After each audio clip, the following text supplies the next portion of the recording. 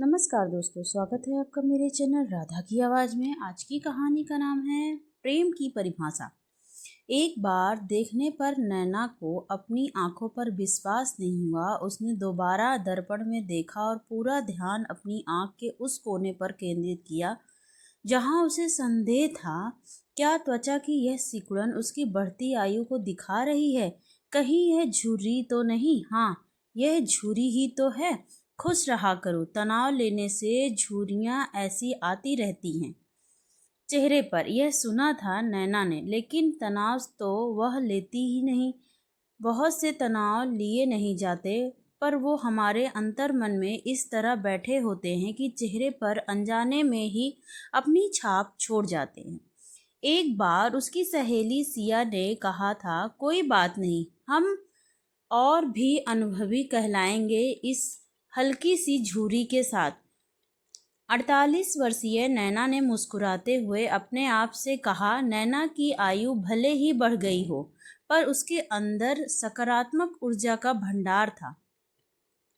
Glass आधा खाली या भरा में से उसने सदैव ही भरे ग्लास को चुना था। जीवन की हार को भी अच्छे शब्दों में परिभाषित करके उसे एक अच्छा आयाम दे देना नैना के व्यक्तित्व का मुख्य हिस्सा था। अभी नैना आईने के सामने से हट नहीं पाई थी कि उसका मोबाइल बज उठा। मोबाइल पर एक निश्चित रिंगटोन बजने से ही नैना को पता चल गया था कि ये फ़ोन आदित्य का था। नैना जब तक मोबाइल उठाती तब तक कॉल कट गई, पर नैना के डायल करने से पहले ही दोबारा कॉल आ गई। उधर से आदित्य का व्यग्र स्वर था। क्या आंटी, आपने आने में इतनी देर कर दी? हम सब कब से आपका इंतज़ार कर रहे हैं। और कितनी देर लगाओगी आप? आदित्य और भी लंबी शिकायत करता, पर नैना ने बीच में ही टोक कर कहा कि अभी उसे 15 मिनट और लगेंगे। आदित्य का हताश भरा स्वर ओ नो नैना के कानों में सुनाई दिया। इसे सुनकर वह बिना मुस्कुराए नहीं रह सकी। नैना ने झटपट तैयार होकर गोमती रिजॉर्ट पहुंचने की तैयारी की। वहां आदित्य का 25वां जन्मदिन मनाया जा रहा था। रीमा और अभिनव, आदित्य के माता पिता, वहां पहले ही पहुंच चुके थे।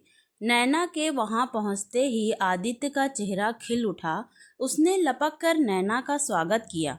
गिफ्ट देने की बारी आई तो नैना आदित्य को एक चमचमाती स्पोर्ट्स बाइक दिखाने ले गई। बाइक देख आदित्य खुशी से चिल्ला उठा।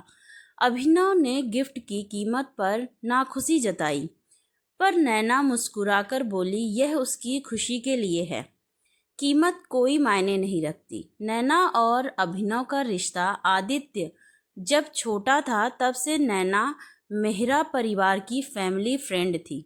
वह उनके हर सुख दुख में शामिल होती।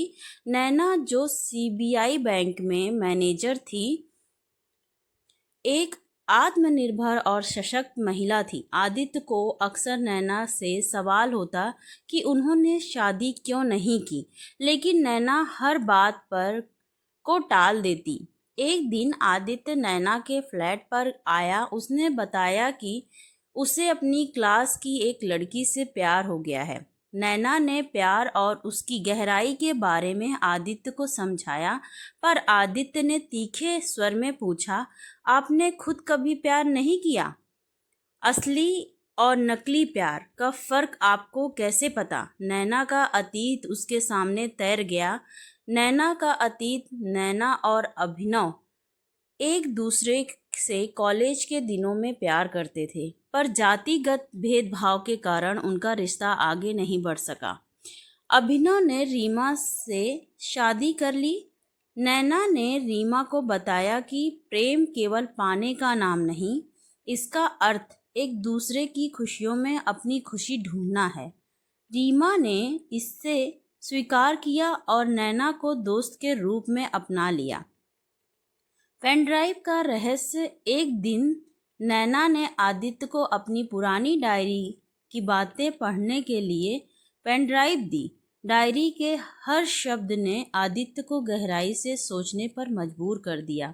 आखिरकार आदित्य ने नैना को एक किताब गिफ्ट की जिसका शीर्षक था प्रेम की परिभाषा। धन्यवाद दोस्तों, ये छोटी सी स्टोरी आप लोगों को कैसी लगी प्लीज़ कमेंट करके ज़रूर बताएं। चैनल पर नए हैं तो लाइक सब्सक्राइब ज़रूर करें। Thank you so much for watching.